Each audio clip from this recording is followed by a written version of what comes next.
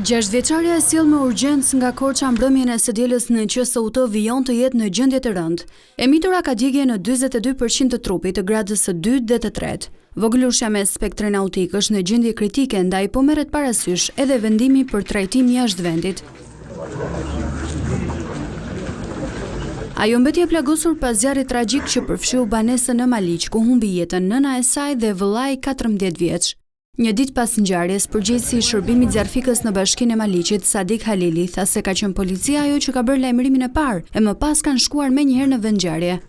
Ai nuk përjashton mundësinë që vdekja e nënës dhe e djalit ka ardhur nga asfiksia. Në vendin e ngjarjes ne kemi konstatuar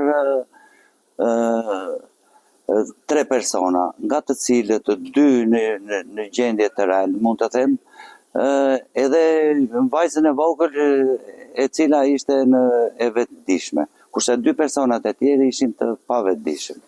Nga konstatimet që kam bërë unë edhe vetë kam qenë në vendin e ngjarjes, kam konstatuar se nëna dhe djali nuk kam pasur shenja djegje.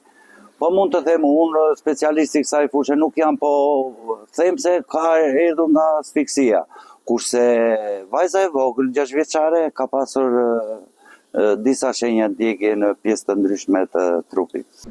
2 fëmijët ishin vetëm në banesë dhe dyshohet se po luanin me shkrepse në momentin kur shpërtheu zjarri. Nëna ndodhej tek fqinjët dhe kur është kthyer ka gjetur banesën e mbuluar nga tymi.